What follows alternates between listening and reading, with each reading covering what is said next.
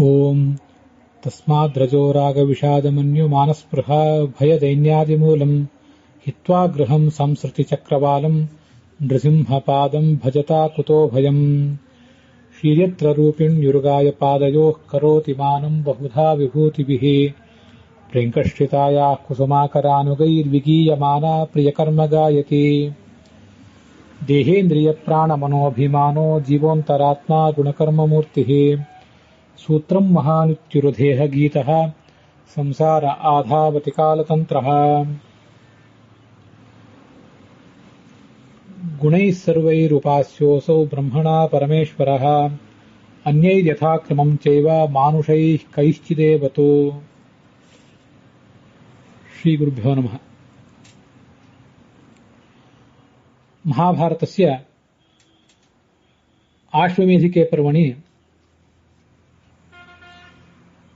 अथातः 11 भागः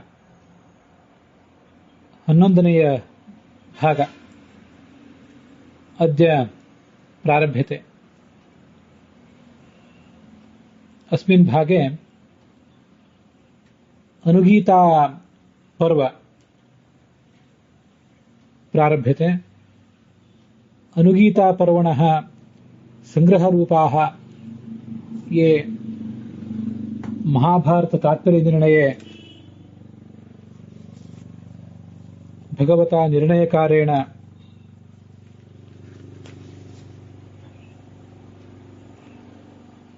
समरच्यन्त तेषां श्लोकानां सारांशः गते दिवसे प्राश्रावि।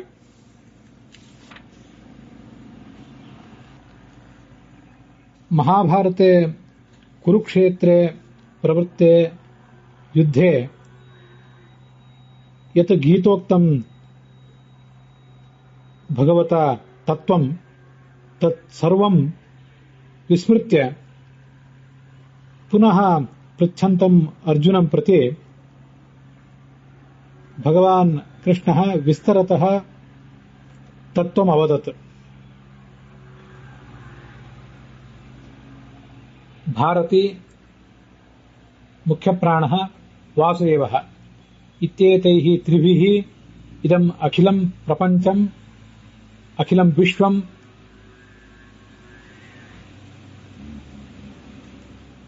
व्याप्तं वर्तते। एतेषामेव सर्वोत्तमत्वम् एतद्वशे सर्वं जगदपि वरीवर्ति। उत्तरोत्तरम् एते गुणोच्चाः अपरे सर्वे अपि जीवाः एतेषां त्रयाणां वशे सम्भवन्ति। हरेः वशे सर्वमपि वर्तते, स एव प्रभुः गुणपूर्णः इति शास्त्रेषु श्रूयते। न तादृशी प्रीतिरीड्यस्य विष्णोः गुणोत्कर्ष ज्ञातरि यादृशी स्यात्। यादृशी प्रीतिः गुणोत्कर्ष ज्ञातरि साधके भगवतः भवति, तादृशी प्रीतिः अन्येषु साधकेषु नैकविधं कर्म कुर्वत्सु न भवति। एक एव सः परमात्मा गुणपूर्णः, तदधः प्राणादपि वरीयसी रमा वर्तते। स एव भगवान् अखिलं हुतम् अत्ति इति कारणेन हुताशः वाक् प्राणयोः भारती मुख्यप्राणयोः सरस्वती चतुर्मुखयोः हृदयकमले तिष्ठन् अखिलं जगत् स एव धारयति।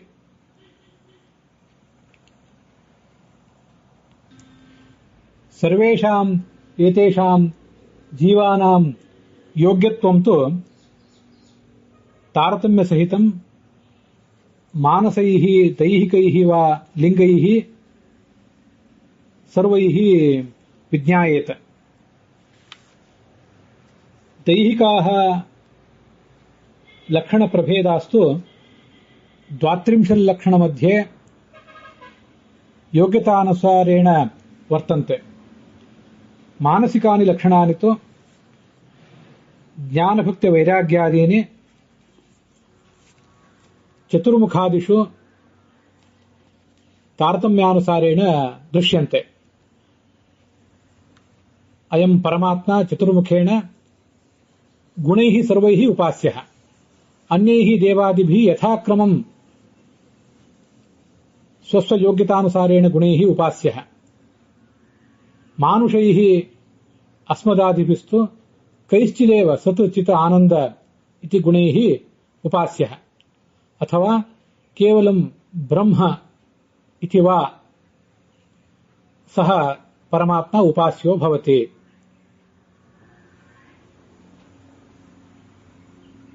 ಈ ಕಳೆದ ದಿವಸ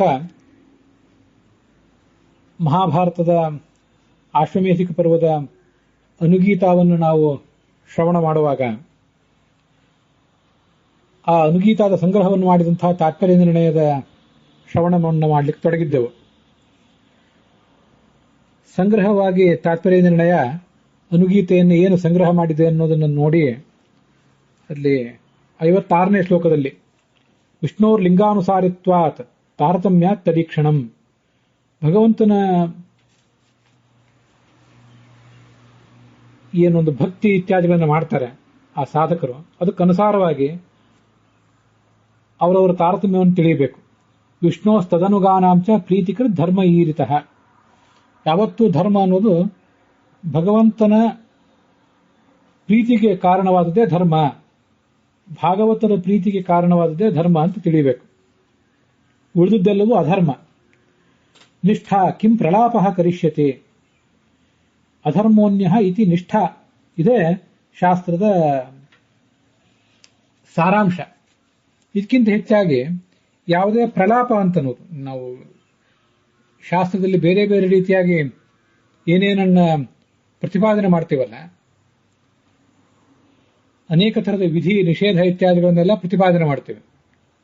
ಆ ಯಾವುದೇ ಥರದ ವಿಧಿ ನಿಷೇಧ ಇತ್ಯಾದಿಗಳಿಗೂ ಮುಖ್ಯ ಉದ್ದೇಶ ಇರುವುದು ಇದಿಷ್ಟೇ.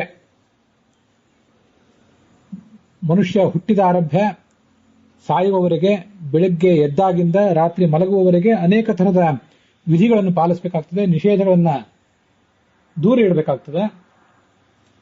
ಅದಕ್ಕಾಗಿ ಶಾಸ್ತ್ರಗಳ ಆಳವಾದಂತಹ ಜ್ಞಾನದ ಅವಶ್ಯಕತೆಯೂ ಇರ್ತದೆ. ಆದರೆ ಭಗವಂತನ ಭಾಗವತರ ಪ್ರೀತಿಗೆ ಕಾರಣ ಆಗದೆ ಹೋದರೆ ಆ ಎಲ್ಲಾ ಧರ್ಮವೂ ಕೂಡ ಪ್ರಲಾಪ ಆಗಿಬಿಡ್ತದೆ. ಆ ಉಳಿದ ವಿಧಿ ನಿಷೇಧಗಳ ವಿಧಾನ, ಅದರ ಶ್ರವಣ, ಅದರ ಆಚರಣೆ ಎಲ್ಲವೂ ಕೂಡ ಕೇವಲ ಪ್ರಲಾಪ. ಶಾಸ್ತ್ರದ ಸಾರ ಭಗವಂತನ ಮತ್ತು ಭಾಗವತರ ಪ್ರೀತಿಗೆ ಕಾರಣವಾದ ಧರ್ಮ ಅನ್ನುವುದೇ ಸಾರ. ಏವಂ ಆದ್ಯ ಮನುಷ್ಯಾಸ ಅಜಃ ಪಾರ್ಥಂ ಪಾರ್ಥೈಃ ಸುಸತ್ಕೃತಃ. ಹೀಗೆ ಅರ್ಜುನನಿಗೆ ಕೃಷ್ಣ ಉಪದೇಶಿಸಿದ. ಮುಂದೆ ಆ ಪಾಂಡವರ ಸನ್ಮಾನವನ್ನ ಸ್ವೀಕರಿಸಿದ. ಇದಿಷ್ಟು ಆ 57 ಶ್ಲೋಕಗಳ ಸಾರ. 30ನೇ ಅಧ್ಯಾಯದಲ್ಲಿ 57ನೇ ಶ್ಲೋಕದವರೆಗೆ. ಅಲ್ಲಿ ಕಿಂ ಪ್ರಲಾಪಃ ಕರಿಷ್ಯತೆ ಅಂತ ತಾತ್ಪರ್ಯ ನಿರ್ಣಯದ 30ನೇ ಅಧ್ಯಾಯದ 57ನೇ ಶ್ಲೋಕದಲ್ಲಿ ಬಂದಿದೆ. ಪ್ರಲಾಪ ಅಂದ್ರೆ ಅಳುವುದು ಅಂತನೂ ಅರ್ಥ ಆಗ್ತದೆ. ಪುತ್ರ ಶೋಕದಿಂದ ಅರ್ಜುನನೇ ನೀನು ಅಳ್ತಾ ಇದೆಯಲ್ಲ, ಅದರಿಂದ ಏನು ಲಾಭ ಅಂತ 1-2-3 ಕಡೆ ಅನುವಾದ ನಮಗೆ ಕೇಳಿ ಬರ್ತದೆ. ಅದಕ್ಕಿಂತ ಹಿಂದೆ ಭಗವಂತರಿಗೂ ಭಾಗವತರಿಗೂ ಪ್ರೀತಿಕರವಾದದ್ದೇ ಧರ್ಮ, ಉಳಿದದ್ದೆಲ್ಲವೂ ಅಧರ್ಮ. ಇತಿ ನಿಷ್ಠಾ. ನಿಷ್ಠಾ ಅಂದ್ರೆ ಶಾಸ್ತ್ರದ ಸಾರಾಂಶ ಅಂತ ಅರ್ಥ. ಇಷ್ಟು ಶಾಸ್ತ್ರದ ಸಾರಾಂಶವೇ ಹೊರತು ಇದಕ್ಕಿಂತೆಲ್ಲವೂ ಉಳಿದದ್ದೆಲ್ಲವೂ ಪ್ರಲಾಪ ಅಂತ ನಾನು ಹೇಳಿರುವಂತಹ ಅರ್ಥ. ಯಾಕೆ ಆ ಪ್ರಲಾಪ ಅನ್ನುವುದಕ್ಕೆ ಪುತ್ರ ಶೋಕದಿಂದ ಅತ್ರ ಏನು ಫರ ಅಂತ ಏನೋ ಒಂದು ಅಭಿಪ್ರಾಯ ಇದೆಯಲ್ಲ, ಆ ಒಂದು ಅನುವಾದ ಮಾಡಿದ್ದು. ಅದನ್ನು ಬಿಟ್ಟು ಈ ಒಂದು ಬೇರೆ ಅರ್ಥವನ್ನು ಹೇಳಲಿಕ್ಕೆ ಏನು ಕಾರಣ? ಇದು ಮಹಾಭಾರತದಲ್ಲಿ ಶಾಂತಿ ಪರ್ವದಲ್ಲಿ ಒಂದು ಶ್ಲೋಕ ಬಂದಿದೆ. ಸರ್ವಂ ಜಿಹ್ಮಂ ಮೃತ್ಯು ಮುಖಂ ಆರ್ಜವಂ ಬ್ರಹ್ಮಣಃ ಪದಂ ಏತಾವಾನ್ ಜ್ಞಾನ ವಿಷಯ ಕಿಂ ಪ್ರಲಾಪ ಕರಿಷ್ಯತೆ ಅಂತ. ನಾವು ತೋರಿಸುವಂತಹ ಎಲ್ಲ ರೀತಿಯಾದಂತಹ ವಕ್ರತೆ, ದುರ್ಬುದ್ಧಿ ಅದೆಲ್ಲವೂ ನಮ್ಮನ್ನು ಮೃತ್ಯುವಿಗೆ ಕರ್ಕೊಂಡು ಹೋಗ್ತದೆ. ಸರಳವಾದ ಬುದ್ಧಿ, ಪ್ರಾಮಾಣಿಕತನದಿಂದ ಕೂಡಿದಂತಹ ಬುದ್ಧಿ, ನ್ಯಾಯಯುತವಾದಂತಹ ಬುದ್ಧಿ ಅದೆಲ್ಲವೂ ನಮ್ಮನ್ನ ಪರಮಾತ್ಮನ ಬಳಿಗೆ ಕರ್ಕೊಂಡು ಹೋಗ್ತದೆ. ಏತಾವಾನ್ ಜ್ಞಾನ ವಿಷಯ, ಒಟ್ಟಾರೆ ಜ್ಞಾನಕ್ಕೆ ವಿಷಯವಾದದ್ದೇನು, ಮನುಷ್ಯನಾದವನು ತಿಳ್ಕೊಳ್ಬೇಕಾದದ್ದೇನು, ಇದಿಷ್ಟೇ ಜ್ಞಾನದ ವಿಷಯ. ಉಳಿದದ್ದೆಲ್ಲವೂ ಕೇವಲ ಪ್ರಲಾಪ ಮಾತ್ರ.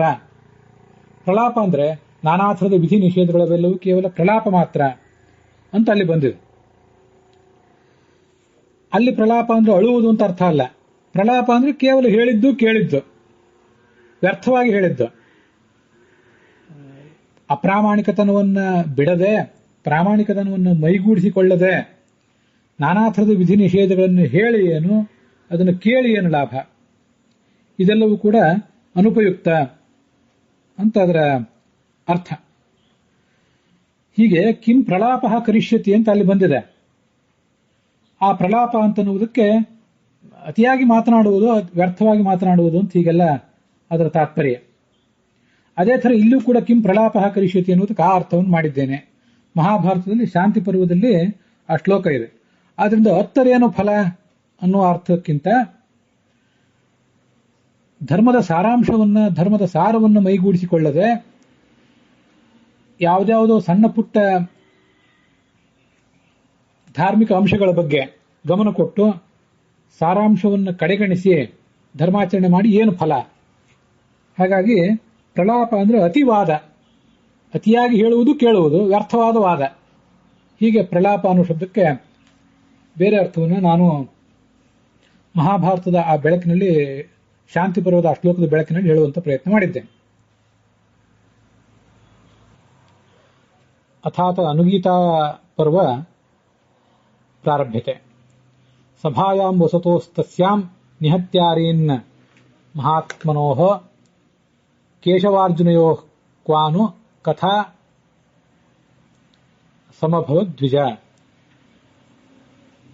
ಕೇಶವ ಅರ್ಜುನಯೋಃ ಕಾನು ಕಥಾ ಸಮಭವದ್ ದ್ವಿಜ. ಕಾ ಅನ್ನೋ ಪಾಠ ಹೆಚ್ಚು ಸರಿ, ಕ್ವ ಅನ್ನೋದಕ್ಕಿಂತ. ಕೆಲವು ಕಡೆ ಕ್ವ ಅಂತಿದ್ದಂತೆ ಕಾಣಿಸ್ತದೆ. ಸರಿ.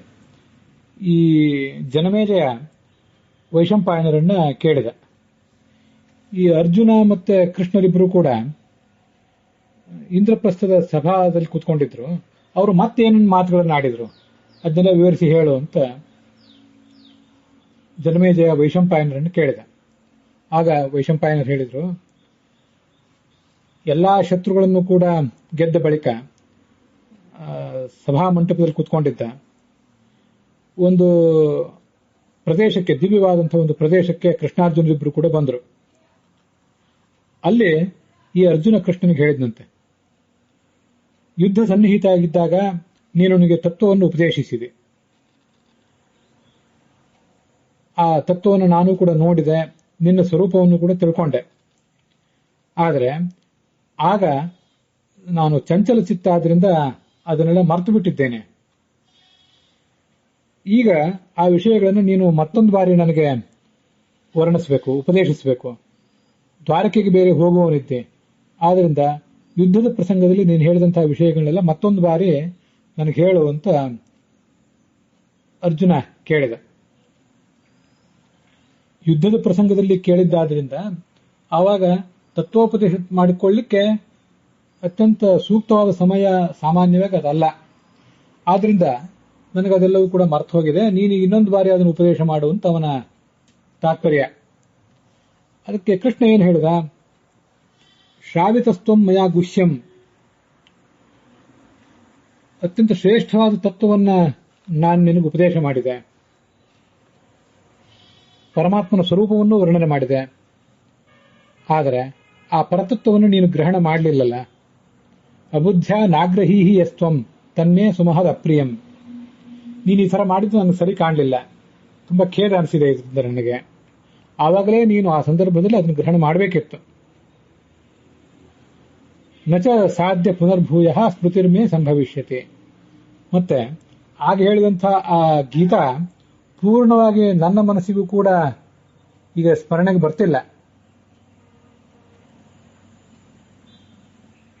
ಆದ್ರಿಂದ ಅಲ್ಲಿದ್ದದ್ದೆಲ್ಲವನ್ನು ಮತ್ತೆ ಹಾಗೆ ಹೇಳುವುದು ನನಗೆ ಸಾಧ್ಯ ಆಗಲಿಕ್ಕಿಲ್ಲ. ಅಬುದ್ಧ್ಯಾನಾಗ್ರಹೀಹಿ, ನೀನು ನಿನ್ನ ತಿಳಿಗೇಡಿತನದಿಂದ ಇದನ್ನೆಲ್ಲ ತಿಳ್ಕೊಳ್ಳಿಲ್ಲ, ಮರ್ತು ಬಿಟ್ಟಿ ಅಂತ ಕೃಷ್ಣ ಹೇಳ್ತಾನೆ. ತಿಳಿಗೇಡಿತನ, ಅರ್ಜುನನನ್ನ ತಿಳಿಗೇಡಿ ಅಂತ ಕೃಷ್ಣ ಹೇಳ್ತಾನೆ ಅಂತ ನಾವು ಹೇಗೆ ಭಾವಿಸುವುದು ಅಂತ ನಮ್ಗೆ ಅನಿಸ್ತದೆ. ಕೃಷ್ಣನ ದೃಷ್ಟಿಯಲ್ಲಿ ಅರ್ಜುನ ತಿಳಿಗೇಡಿ. ಅದಲ್ಲದೆ ಅಬುದ್ಧ್ಯ ಅಂದ್ರೆ ನಿನ್ನ ಅವ್ಯವಧಾನದಿಂದ, ಅಸ್ತವ್ಯಸ್ತವಾದ ಚಿತ್ತದಿಂದ ಅಂತ ಅದಕ್ಕೆ ಮತ್ತೊಂದು ಅರ್ಥವನ್ನು ಕೂಡ ಆಗ ನಾವು ಹೇಳಬಹುದು. ಕೃಷ್ಣ ನಾನೀಗ ಅದನ್ನ ಮರ್ತು ಹೋಗಿದ್ದೇನೆ, ಪೂರ್ಣವಾಗಿ ಅದನ್ನು ಮತ್ತೆ ಹೇಳಲಿಕ್ಕೆ ಸಾಧ್ಯ ಇಲ್ಲ ಅಂತೇನು ಹೇಳ್ತಾನಲ್ಲ, ಅದು ಕೆಲವು ಪಾಠಗಳಲ್ಲಿ ಕಾಣಿಸ್ತದೆ, ಕೆಲವು ಪಾಠಗಳಲ್ಲಿ ಕಾಣಿಸೋದಿಲ್ಲ. ಕೃಷ್ಣ ಮರೆಯುವುದು ಹೇಗೆ? ಅವನು ಮರೀಲಿಕ್ಕೆ ಸಾಧ್ಯ ಇಲ್ಲ ಅಂತ ನಮ್ಗೆ ಅನಿಸ್ತದೆ. ಇರ್ಲಿ, ಆದ್ರೂ ಕೃಷ್ಣ ನಾನು ಮರ್ತು ಹೋಗಿದ್ದೇನೆ ಅಂತ ಹೇಳುವುದು ಅವನ ಕಪಟ ನಾಟಕ ವ್ಯಕ್ತಿತ್ವಕ್ಕೆ ಸೂಕ್ತ ಆದಂತಹದ್ದೇ ಆಗಿದೆ. ಉತ್ತರ ಭಾರತದ ಪಾಠದಲ್ಲೂ ದಕ್ಷಿಣ ಭಾರತದ ಒಂದು ಪಾಠದಲ್ಲೂ ಆಗಿದೆ, ಕೆಲವು ಕಡೆ ಆ ಥರ ಕಾಣಿಸೋದಿಲ್ಲ ಅಷ್ಟೇ. ಇರ್ಲಿ, ನೂನಂ ಅಶ್ರದ್ಧಾನೋಸ್ತೆ, ನೀನು ಶ್ರದ್ಧಾಹೀನ, ಶ್ರದ್ಧಾ ಅನ್ನೋದೇ ಇಲ್ಲ ನಿನಗೆ, ಮಂದ ಬುದ್ಧಿ ಬೇರೆ. ಮತ್ತೆ ಅಲ್ಲಿ ಹೇಳಿದ್ದನ್ನೆಲ್ಲ ಮತ್ತೆ ಹೇಳಲಿಕ್ಕೆ ಸಾಧ್ಯವ? ನನಗೆ ಹೇಳಲಿಕ್ಕೆ ಸಾಧ್ಯ ಆಗೋದಿಲ್ಲ. ಸಹಿ ಧರ್ಮ ಸುಪರ್ಯಾಪ್ತ ಬ್ರಹ್ಮಣ ಪದವೇದನೆ ನಶಕ್ಯಂ ಯನ್ಮಯಾ ಭೂಯ ತಥಾ ಭಕ್ತು ಅಶೇಷತಃ. ನಾನು ಆಗ ವರ್ಣನೆ ಮಾಡಿದಂತಹ ಆ ಧರ್ಮ ಏನಿದೆ ಅದು ಪರಮಾತ್ಮನನ್ನು ತಿಳ್ಕೊಳ್ಳಿಕ್ಕೆ, ಒಬ್ಬ ಸಾಧಕನಾದವನು ಪರಮಾತ್ಮನನ್ನು ತಿಳ್ಕೊಳ್ಳಿಕ್ಕೆ ಎಷ್ಟು ಬೇಕೋ ಅಷ್ಟನ್ನೆಲ್ಲ ನಾನು ಚೆನ್ನಾಗೇ ಹೇಳಿದ್ದೇನೆ ಆ ಸಂದರ್ಭದಲ್ಲಿ. ಆದರೆ ನೀನು ಮಾತ್ರ ಅದನ್ನ ಗ್ರಹಿಸಲಿಲ್ಲ ಅಂತ ಕೃಷ್ಣ ಅರ್ಜುನನನ್ನ ನಿಂದಿಸ್ತಾ ಇದ್ದಾನೆ, ಅವನು ಬೈತಾ ಇದ್ದಾನೆ ಅಂತ ತಿಳ್ಕೊಳ್ಬಹುದು. ಹಿಂದೆ ಯಾವ ಧರ್ಮವನ್ನ ನಾನು ನಿನಗೆ ಉಪದೇಶ ಮಾಡಿದ್ನೋ ಅದರ ಕುರಿತಾಗಿ ಒಂದು ಪ್ರಾಚೀನ ಇತಿಹಾಸವನ್ನು ಹೇಳ್ತೀನಿ, ಅದನ್ನು ಕೇಳು. ಮನುಷ್ಯನ ಸದ್ಗತಿಗೆ ಇದು ಕಾರಣ. ಹಿಂದೆ ಒಬ್ಬ ಮಹಾ ತೇಜಸ್ವಿಯಾದಂತಹ ಬ್ರಾಹ್ಮಣ ಬ್ರಹ್ಮಲೋಕದಿಂದ ಸ್ವರ್ಗಲೋಕಕ್ಕೆ ಬಂದ, ಸ್ವರ್ಗಲೋಕದಿಂದ ಭೂಮಿಗೆ ಇಳಿದು ಬಂದ. ನಮ್ಮ ಮನೆಗೂ ಅವನು ಬಂದ. ಕೃಷ್ಣ ಹೇಳ್ತಿದ್ದಾನೆ, ದ್ವಾರಕಾ ನಗರದಲ್ಲಿ ಅವನನ್ನು ನಾವು ಸ್ವಾಗತಿಸಿದೆವು, ಸತ್ಕರಿಸಿದೆವು. ಮೋಕ್ಷ ಧರ್ಮದ ಸಂಬಂಧಪಟ್ಟಂತೆ ಕೆಲವು ಪ್ರಶ್ನೆಗಳನ್ನು ಕೂಡ ನಾವು ಕೇಳಿದೆವು. ಆಗ ಅದ್ಭುತವಾಗಿ ಅವಕ್ಕೆಲ್ಲದಕ್ಕೂ ಅವನು ಉತ್ತರ ಕೊಟ್ಟ. ಆಗ ಅವನೇನು ಉತ್ತರ ಕೊಟ್ಟ ಅನ್ನೋದನ್ನ ನಿನಗೂ ಹೇಳ್ತೇನೆ. ಮನಸ್ಸನ್ನು ಏಕಾಗ್ರವಾಗಿ ಇಟ್ಕೊಂಡು ಅವನು ಹೇಳಿದಂತಹ ಮಾತುಗಳನ್ನ ನೀನು ಕೇಳಬೇಕು. ಈ ಬ್ರಾಹ್ಮಣ ಹೇಳಿದ ಮಾತು ಈ ತರ ಇದೆ. ಭಗವಂತನೇ, ಕೃಷ್ಣನೇ, ಈ ಮೋಕ್ಷ ಧರ್ಮದ ಕುರಿತಾಗಿ ಈ ಎಲ್ಲಾ ಪ್ರಶ್ನೆಗಳನ್ನು ಕೇಳಿದ್ದಿ. ಇದನ್ನು ಕೇಳಿದ ಮಾತ್ರಕ್ಕೆ ಮನುಷ್ಯನಿಗೆ ಬಂದಿರುವಂತಹ ಜಾಡ್ಯ ಎಲ್ಲ ಹೊರಟು ಹೋಗ್ತದೆ. ಅಂತಹ ಜಾಡ್ಯವನ್ನು ಪರಿಹಾರ ಮಾಡುವಂತಹ ವಿಷಯಗಳನ್ನ ಈ ಜಗತ್ತಿನ ಕರುಣೆಯ ಒಂದು ಉದ್ದೇಶದಿಂದ, ಜಗತ್ತಿಗೆ ಕರುಣೆ ತೋರಬೇಕು ಎಂಬ ದೃಷ್ಟಿಯಿಂದ ಇದನ್ನೆಲ್ಲ ಹೇಳ್ತಾ ಇದ್ದೇನೆ. ನೀನು ಇದನ್ನ ಏಕಾಗ್ರ ಮನಸ್ಕನಾಗಿ ಕೇಳು. ಒಬ್ಬ ಕಾಶ್ಯಪ ಅಂತ ಬ್ರಾಹ್ಮಣ ಇದ್ದ. ಧರ್ಮಜ್ಞನೂ ಆಗಿದ್ದ, ತಪಸ್ವಿಯೂ ಆಗಿದ್ದ. ಧರ್ಮಶಾಸ್ತ್ರಗಳ ಸಕಲ ರಹಸ್ಯವನ್ನೂ ತಿಳಿದವನೇ ಆಗಿದ್ದ. ಅವನೇನು ಸಾಮಾನ್ಯನಾಗಿರಲಿಲ್ಲ. ಅನೇಕ ಥರದ ಪ್ರಾಣಿಗಳು, ನಾನಾ ಥರದ ಪ್ರಾಣಿಗಳು, ಕ್ರಿಮಿಕೀಟಗಳು,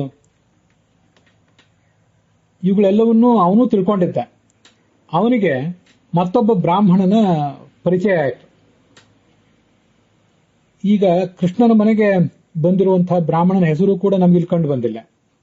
ಮತ್ತೆ ಅವನು ಕಾಶ್ಯಪ ಅನ್ನುವ ಒಬ್ಬ ಬ್ರಾಹ್ಮಣನ ಬಗ್ಗೆ ಹೇಳ್ತಿದ್ದಾನೆ, ಅವನೊಬ್ಬನ ಹೆಸರು ಕಂಡಿದೆ. ಆ ಕಾಶ್ಯಪನಿಗೆ ಭೇಟಿಯಾದಂತಹ ಮತ್ತೊಬ್ಬ ಬ್ರಾಹ್ಮಣ ಏನಿದ್ದಾನಲ್ಲ, ಅವನು ಎಲ್ಲ ಪ್ರಾಣಿಗಳ ಸ್ವಭಾವವನ್ನು ಬಲ್ಲವನು, ಹುಟ್ಟು ಸಾವು ಇತ್ಯಾದಿಗಳ ರಹಸ್ಯವನ್ನು ಬಲ್ಲವನು, ಸುಖ ದುಃಖಗಳ ರಹಸ್ಯವನ್ನು ಬಲ್ಲವನು, ಬ್ರಹ್ಮ ತೇಜಸ್ಸಿನಿಂದ ಕಂಗೊಳಿಸ್ತಾ ಇದ್ದಂಥವನು. ಈ ಸಿದ್ಧ ಪುರುಷರ ಜೊತೆಗೆ ಸಂಚಾರ ಮಾಡ್ತಾ, ಅವರ ಜೊತೆ ಸಂಭಾಷಣೆ ಮಾಡ್ತಾ ಆ ಸಿದ್ಧ ಪುರುಷ ಇದ್ದ. ಅವನು ಈ ತನ್ನ ಜೊತೆ ಯಾವ ಸಿದ್ಧರಿದ್ದರಲ್ಲ ಅವರೆಲ್ಲ ಚಕ್ರಧಾರಿಗಳಾಗಿದ್ದರು ಅಂತ ವರ್ಣನೆ ಮಾಡಿದ್ದಾರೆ. ಚಕ್ರಧರೈಹಿ ಅಂತ ಏನಿದೆಯಲ್ಲ, ಆ ಚಕ್ರಧರೈಹಿ ಅಂತ ಅನ್ನೋದಕ್ಕೆ ಸುದರ್ಶನ ಚಕ್ರಧರೈಹಿ ಪರಮ ವೈಷ್ಣವೈಹಿ, ಈ ಪರಮಾತ್ಮನ ಚಿಹ್ನೆಗಳಾದಂತಹ ಶಂಖಚಕ್ರ ಇತ್ಯಾದಿಗಳನ್ನು ಧರಿಸಿದವರು ಅಂತ ಒಂದು ಅರ್ಥವನ್ನು ಮಾಡಬಹುದು. ಇನ್ನೊಂದು, ಅವರು ಒಂದು ವೇಳೆ ಭಗವಂತನ ದೂತರಾಗಿದ್ದರೆ ಭಗವಂತನಂತೆ ಅವರು ಶಂಖಚಕ್ರಾದಿಗಳನ್ನು ಧರಿಸಿ ಸಂಚಾರ ಮಾಡ್ತಾ ಇರ್ತಾರೆ. ಅಂಥವರು ಈ ಸಿದ್ಧ ಪುರುಷನಿಗೆ ಭೇಟಿಯಾದರು. ಅವ್ರ ಜೊತೆ ಎಲ್ಲ ಈ ಸಿದ್ಧ ಪುರುಷ ಓಡಾಡ್ಕೊಂಡಿರ್ತಿದ್ದ. ಒಂದು ಬಾರಿ ಅವನು ಈ ಕಶ್ಯಪ ಅನ್ನುವನಿಗೆ ಭೇಟಿಯಾದ. ಅವನಿಗೆ ಕಶ್ಯಪ ಆ ಸಿದ್ಧ ಪುರುಷನಿಗೆ ನಮಸ್ಕಾರ ಮಾಡಿದ. ಕಶ್ಯಪನಿಗೆ ಬಹಳ ಸಂತೋಷ ಆಯಿತು.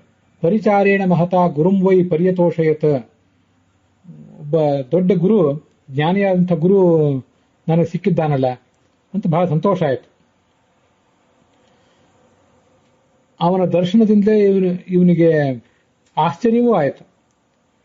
ಮುಂದೆ ಆ ಕಶ್ಯಪ ಏನೇನು ಪ್ರಶ್ನೆಗಳನ್ನು ಕೇಳಿದ, ಮತ್ತೆ ಶಿಷ್ಯನಾದಂಥ ಕಶ್ಯಪನಿಗೆ ಆ ಸಿದ್ಧ ಪುರುಷ ಏನು ಉಪದೇಶ ಮಾಡಿದ ಅದನ್ನೇ ಈಗ ನಿನಗೆ ಹೇಳುತ್ತೇನೆ ಅಂತ ದ್ವಾರಕೆಗೆ ಬಂದಂತಹ ಬ್ರಾಹ್ಮಣ ಕೃಷ್ಣನಿಗೆ ಹೇಳ್ತಾ ಇದ್ದಾನೆ. ಕೃಷ್ಣ ಅದನ್ನ ಅರ್ಜುನನಿಗೆ ಹೇಳ್ತಾ ಇದ್ದಾನೆ.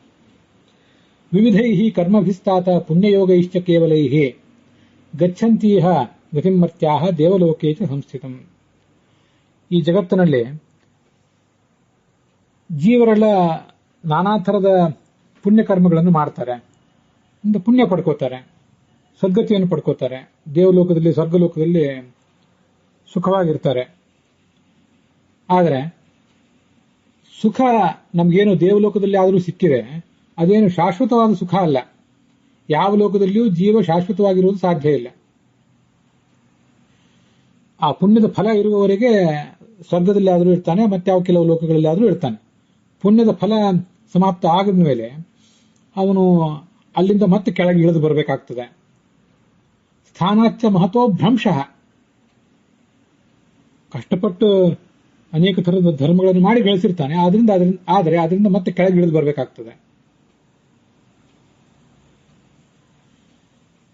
ಈ ಸಿದ್ಧ ಪುರುಷ ತನ್ನ ಬಗ್ಗೆನೇ ಹೇಳ್ಕೊತಾ ಇದ್ದಾನೆ ಇನ್ನು ಮುಂದಿನ ಕೆಲವನ್ನು. ಈ ಮುಂದಿನ ಮಾತುಗಳು ಬಹಳ ಮಹತ್ವದ ಮಾತುಗಳು. ಅಶುಭಾಹ ಗತಯ ಪ್ರಾಪ್ತಾಹ, ನಾನು ಕಾಮ ಕ್ರೋಧ ಇತ್ಯಾದಿಗಳಿಂದ ಯುಕ್ತನಾಗಿ, ಅದಕ್ಕೆ ಬಲಿಯಾಗಿ, ಆಸೆಗೆ ಬಲಿಯಾಗಿ ಅನೇಕ ಪಾಪಕರ್ಮಗಳನ್ನು ಮಾಡಿದೆ.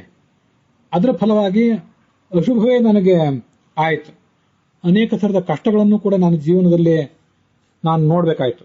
ಇಲ್ಲಿ ಜೀವನ ಅಂದರೆ ಕೇವಲ 70-80 ವರ್ಷದ ಒಂದು ಜೀವನ ಅಲ್ಲ, ಒಟ್ಟಾರೆ ಒಬ್ಬ ವ್ಯಕ್ತಿಯ ಸಾಧನ ಜೀವನ ಅಂತ ತಿಳ್ಕೊಳ್ಬೇಕು. ಪರಮಾತ್ಮನ ಉದರದಿಂದ ಸೃಷ್ಟಿಗೆ ಬಂದ ಮೇಲೆ ಅವನು ತನ್ನ ಗತಿಯನ್ನು ತಲುಪುವವರೆಗೆ ಏನೇನು ಪಡ್ಕೋತಾನೆ, ಅಲ್ಲಿವರೆಗೆ ಅವನು ಪಡ್ಕೊಂಡದ್ದನ್ನೆಲ್ಲ ಹೇಳ್ತಾರೆ.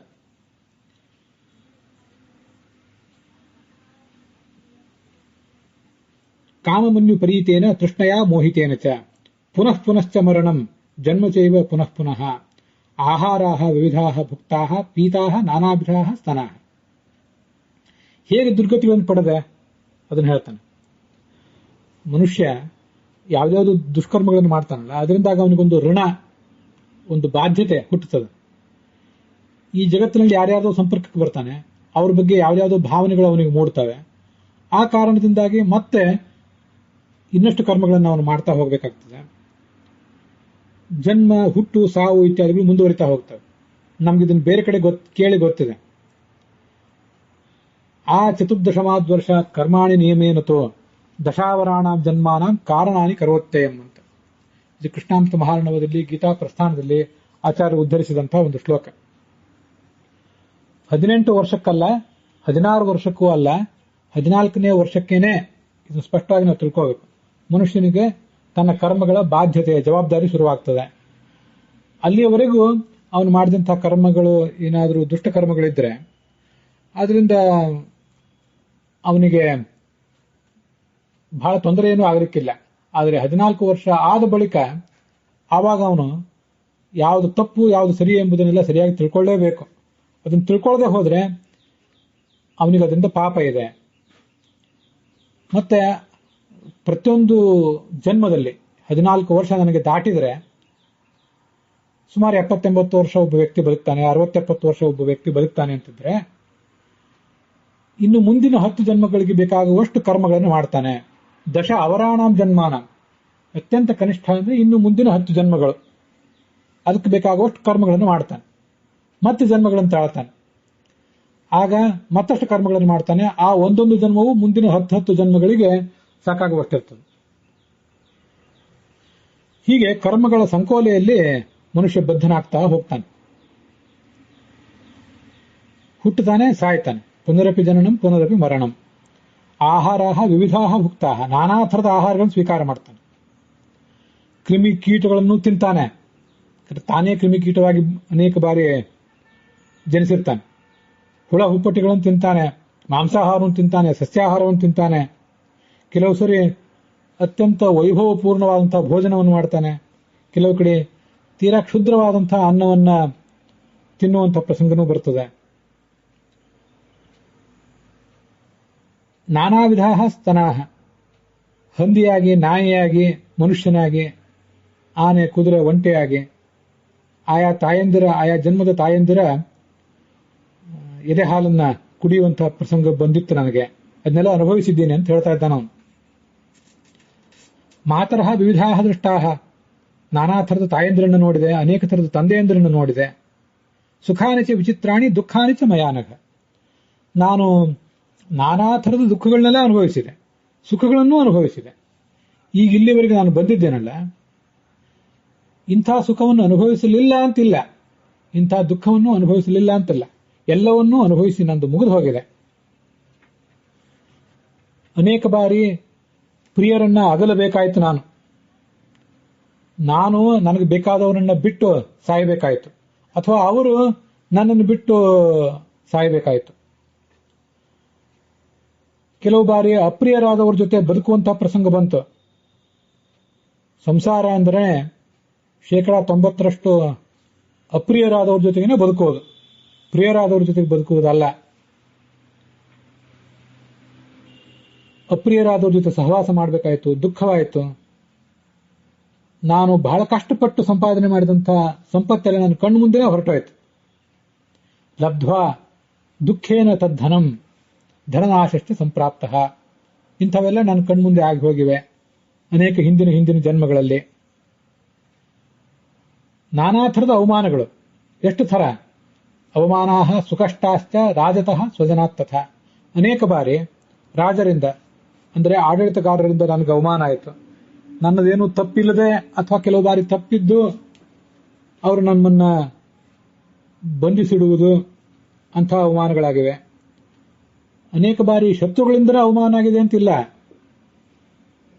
ನಮ್ಮವರಿಂದಲೂ, ಮಿತ್ರರಿಂದಲೂ, ನನ್ನ ಕುಟುಂಬದ ಸದಸ್ಯರಿಂದಲೂ ನನಗೆ ಅವಮಾನ ಆಗಿತ್ತು ಹಿಂದೆ. ಈ ಕಾರಣದಿಂದ ನನ್ನ ಮನದ ಮೇಲೆ, ನನ್ನ ತನುವಿನ ಮೇಲೆ ಅಚ್ಚಳಿಯದಂತಹ ಒಂದು ಪರಿಣಾಮ ಆಗಿ ಹೋಯಿತು. ಆ ಹಿಂದೆ ಏನು ನಾನಾ ಥರದ ಅವಮಾನಗಳನ್ನ ಸಮಾಜದಿಂದ, ಸರ್ಕಾರದಿಂದ, ಅಥವಾ ಸ್ವಜನರಿಂದ, ದುರ್ಜನರಿಂದ, ಮಿತ್ರರಿಂದ ಅನುಭವಿಸಿದೆ, ಅವೆಲ್ಲ ನನ್ನ ಮನಸ್ಸಿನಲ್ಲಿ ಸಂಸ್ಕಾರ ರೂಪದಿಂದ ಬೇರೂರಿವೆ. ಪ್ರಾಪ್ತಾಹ ವಿಮಾನನಾಶ್ಚ ಉಗ್ರಾಹ, ಎಷ್ಟೋ ಥರದ ಅವಮಾನಗಳನ್ನು ನಾನು ಅನುಭವಿಸಿದ್ದೇನೆ. ವಧಬಂಧಾಶ್ಚ, ಮತ್ತೆ ಅನೇಕ ಬಾರಿ ನನ್ನನ್ನು ಕೊಂದೇ ಹಾಕಿದ್ದಾರೆ. ಕೆಲವು ಬಾರಿ ಕಟ್ಟಿ ಕಾರಾಗೃಹಕ್ಕೆ ಒಯ್ದು ದೂಡಿದ್ದಾರೆ, ಕಂಬಿ ಎಣಿಸಿದ್ದೇನೆ. ಜರಾಹ, ಮುಪ್ಪು, ಹಣ್ಣು ಮುದುಕನಾಗಿ ಯಾವತ್ತು ಸತ್ತೇನೋ ಅಂತ ಹಲುಬುತ್ತಾ ಬದುಕುವ ಪ್ರಸಂಗ ಬಂದಿದೆ. ಥರಥರದ ರೋಗಗಳು, ಹೆಸರು ಕಂಡು ಕೇಳರಿಯದ ರೋಗಗಳೆಲ್ಲ, ವೈದ್ಯ ಲೋಕಕ್ಕೆ ವಿಸ್ಮಯ ಕೊಡುವಂತಹ ರೋಗಗಳೆಲ್ಲ ನನಗೆ ತೊಂದರೆ ಕೊಟ್ಟಿವೆ. ನಾನಾ ಥರದ ಚಟಗಳು ಬೇರೆ, ದುಶ್ಚಟಗಳು, ಒಳ್ಳೆಯ ಚಟಗಳು ಹೌದು, ದುಶ್ಚಟಗಳು ಹೌದು. ಲೋಕೇಶ್ಮಿನ್ ಅನುಭೂತಾನಿ ದ್ವಂದ್ವಜಾನಿ ಭೃಷಮ್ಮಯ, ದ್ವಂದ್ವ ಮನುಷ್ಯನಿಗೆ. ಕೆಲವು ಬಾರಿ ಸತ್ಕರ್ಮ ಯಾವುದು, ದುಷ್ಕರ್ಮ ಯಾವುದು ಅಂತ ಗೊತ್ತಾಗದೆ, ಪುಣ್ಯ ಯಾವುದು, ಪಾಪ ಯಾವುದು ಅಂತ ಗೊತ್ತಾಗದೆ, ಶೀತ, ಉಷ್ಣ, ಸುಖ, ದುಃಖ ಇತ್ಯಾದಿ ದ್ವಂದ್ವಗಳನ್ನೆಲ್ಲ ಅನುಭವಿಸಬೇಕಾಯಿತು. ಹೀಗೆಲ್ಲ ಇದ್ದಾಗ ಕೊನೆಗೆ ನನಗೊಮ್ಮೆ ಅತ್ಯಂತ ನಿರ್ವೇದ ಬಂದಿತ್ತು. ತತಃ ಕದಾಚಿತ್ ನಿರ್ವೇದಾತ್. ನಿರ್ವೇದ ಅಂದ್ರೆ ನಿರಾಶೆ ಅಥವಾ ಡಿಸಪಾಯಿಂಟ್ಮೆಂಟ್ ಅಂತ ಅರ್ಥ ಅಲ್ಲ. ಇಲ್ಲಿ ನಿರ್ವೇದ ಅಂದ್ರೆ ವೈರಾಗ್ಯ ಅಂತ ಅರ್ಥ. ಆ ವೈರಾಗ್ಯ ಹೊಂದಿ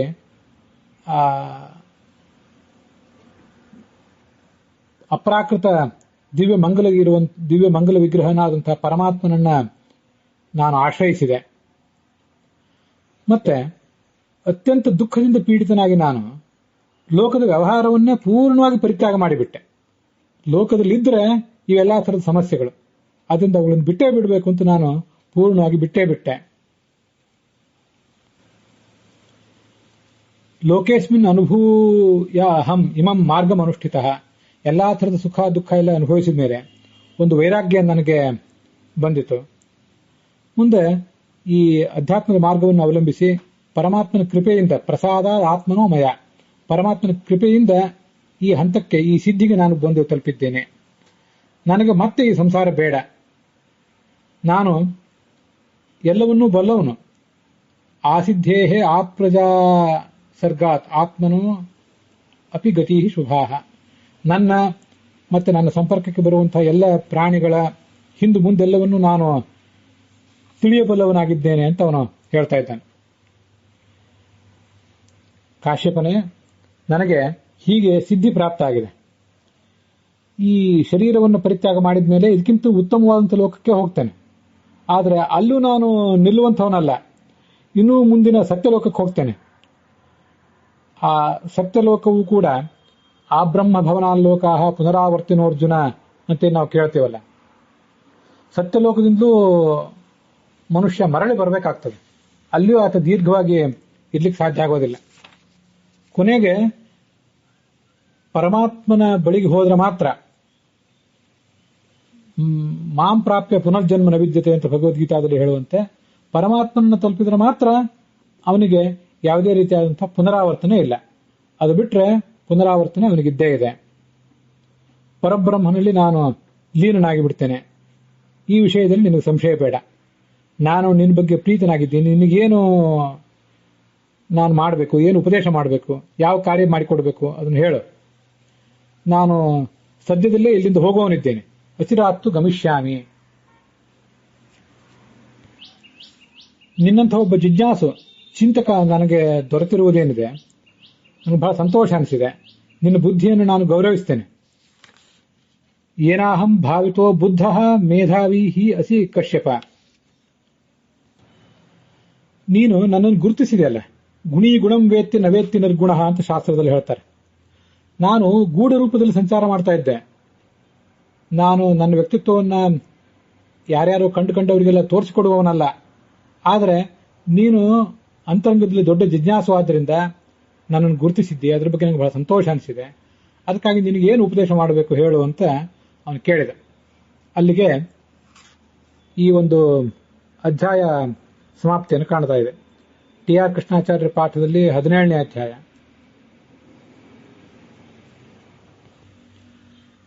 ವಾವಿಳ್ಳೆ ರಾಮಸ್ವಾಮಿ ಶಾಸ್ತ್ರಿಗಳ ಪಾಠದಲ್ಲೂ ಕೂಡ ಇದು 17ನೇ ಅಧ್ಯಾಯ. ಮತ್ತೆ ವೈಷ್ಣವ ಪಾಠದಲ್ಲಿ ಇದು 16ನೇ ಅಧ್ಯಾಯ. ಉತ್ತರ ಭಾರತದ ಗೀತಾ ಪ್ರಶ್ನೆ ಪಾಠದಲ್ಲೂ ಕೂಡ ಇದು 16ನೇ ಅಧ್ಯಾಯ. ಅಲ್ಲಿಗೆ ಈ ಭಾಗ ಸಮಾಪ್ತವಾಗಿದೆ. ಈ ಅಧ್ಯಾಯವು ಕೂಡ ಮುಕ್ತಾಯವನ್ನು ಕಂಡಿದೆ.